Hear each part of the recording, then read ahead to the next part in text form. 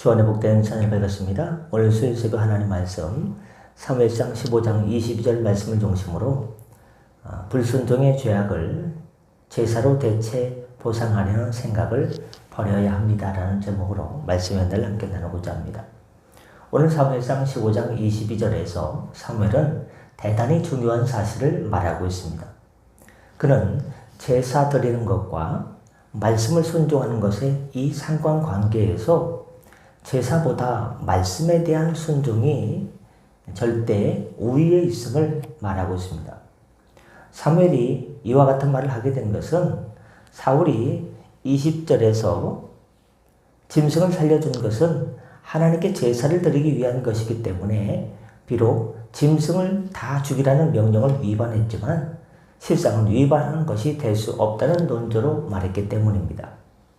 이런 사울의 말조차 실상은 거짓이었지만 사무엘은 100번 양보해 그것을 인정한다고 하더라도 제사를 드리기 위해서 하나님의 말씀, 명령을 어기는 것은 결코 옳은 것이 아니요 정당화될 수 없다라고 말하고 있는 것입니다. 아주 극단적으로 말하면 비록 하나님께 제사를 드릴 수 없게 되는 한이 있더라도 하나님의 말씀, 명령을 듣는 것이 더 우선할 일이라는 것이 여기에 내포되어 있다는 것입니다. 사실 하나님의 백성이 제사를 드리는 데는 크게 두 가지 이유와 목적이 있습니다.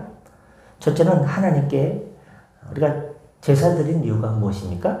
첫째는 하나님께 영광을 돌리기 위한 것입니다. 하나님께서 영광 받으시도록 당연한 의무로서 우리는 제사를 드립니다. 예배를 왜 드리냐? 하나님께 영광을 돌리기 위해서. 또 하나는 우리 인간의 범죄와 긴밀히 연관됩니다. 즉 성도가 하나님의 뜻대로 살지 못할 때 그것을 용서받고 하나님과의 관계를 회복할 수 있도록 최소한의 조처로 하나님께서 마련해 주신 방편이요 길인 것입니다. 인간은 어떻습니까? 완벽합니까? 완벽하지 못합니까? 완벽하지 못하죠. 완벽하지 못하고 죄악의 본성을 타고난 이상 완벽하게 하나님의 명령대로 살아갈 수가 없습니다.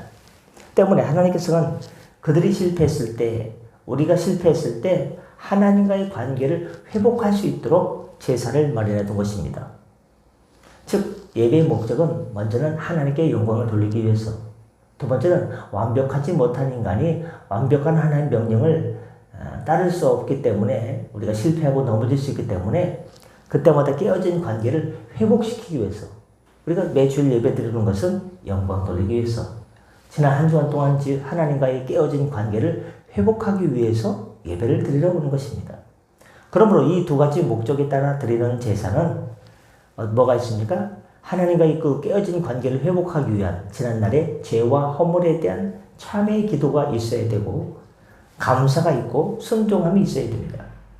그런데 로마서 1장 26절 27절에 보면 순리를 영리로 바꾸어 쓰기를 즐기는 인간은 어떻습니까? 이러한 제사를 오히려 하나님의 뜻을 어겨가면서까지도 그에 대한 대체 보상의 의미로 드리는 경우가 허다합니다. 다시 말해서 의도적으로 하나님 말씀을 어기고 하나님의 뜻을 어기면서 그 대신으로 제사를 드리는 것입니다. 그리고 그런 제사일수록 더욱더 화려합니다. 더 기름진 것, 더 좋은 것을 드립니다.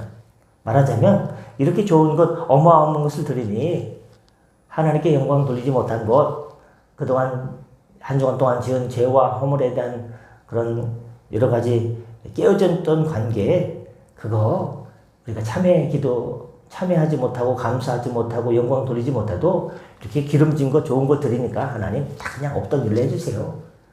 이런 격이라는 것입니다. 이렇게 좋은 것, 어마어마한 것을 드리니 눈 감아 달라는 것이요 묵인해 달라는 것입니다. 더 나아가서 비록 자신이 그렇게 행할지라도 더 큰 복을 내려 달라는 것입니다. 사무엘이 본문에서 말하는 것은 사실상 이러한 인간의 마음과 깊이 관련이 있습니다. 다시 말해서 사울 한 사람에게 말하는 것이 아니라 모든 인간들이 가지고 있는 마음, 쉽게 유혹받기 쉬운 논리에 쐐기를 박는 것입니다. 즉 말씀에 대한 순종이 절대 제사가 있고 예배가 있고 말씀에 대한 순종과 명령이 있습니다. 이 둘 중에서 뭐가 더 위에 있냐? 말씀에 대한 순종, 말씀에 대한 명령에 대한 순종이 절대 우위에 있는 것이지 제사가 말씀 순종의 의무보다 우위에 있는 것이 아니라는 것입니다. 실제로 보십시오. 애굽에서 나온 이스라엘 자손들이 광야에서 제사를 드렸습니까? 못 드렸습니까? 하지만 성경을 보십시오. 하나님께서 얼마나 그들을 사랑해 주셨습니까? 얼마나 세밀하게 보살펴 주셨습니까? 왜 그렇습니까? 그들은 광야 40년 동안 하나님의 말씀대로 사는 법을 배웠기 때문입니다. 비단 이들만이 아닙니다.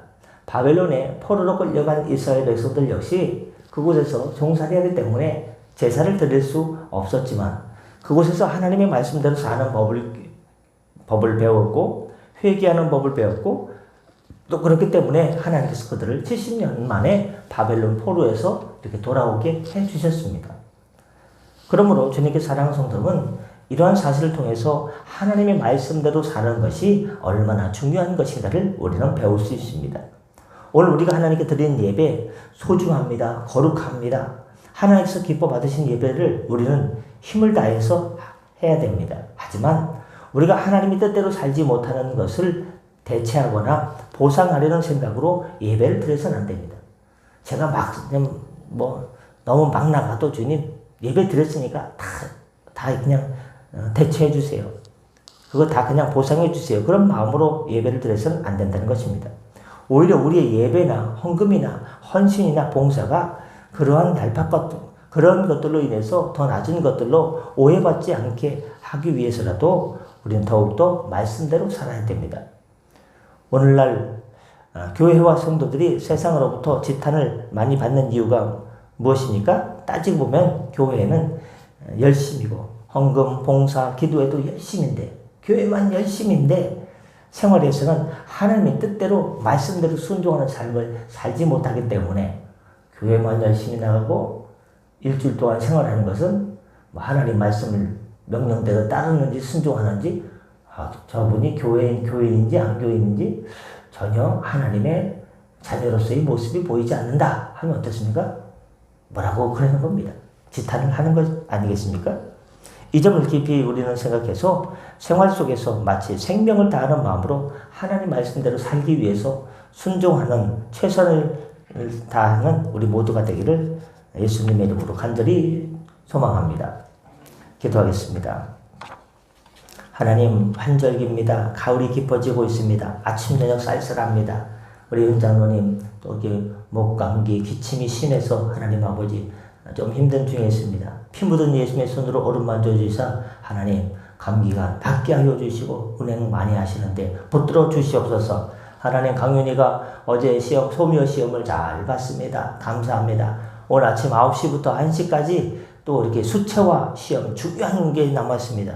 집중력을 주시고 컨디션의 회복을 허락하여 주셔서 좋은 결과를 이루어 주시옵소서. 하나님 성덕의 지체들 많은 지체들이 하나님 아버지 머리로부터 하나님 얼굴로부터 또한 이렇게 갑상선으로부터 여러 부분에서 회복되어야 될 분들이 많습니다. 주님 물 붓듯 기름 부어 주셔서 하나님의 회복과 치유가 나타나게 하여 주시옵소서. 하나님 오늘도 일터로 달려나옵니다. 동행하여 주시고 하나님 아버지 우리 일상생활 속에서 하나님의 예배도 중요하지만 하나님 평상시에 말씀에 대한 순종과 명령에 대한 순종으로 하나님의 뜻을 이루어가는 주님 기뻐하는 주의 자녀된 삶을 살게 하여 주시옵소서. 함께하여 주옵소서. 도와주시옵소서. 일으켜 주옵소서. 감사드리며 사랑하신 예수님의 이름으로 기도드립니다. 아멘. 다 같이 자유롭게 기도하시고 편하게 들어가시겠습니다.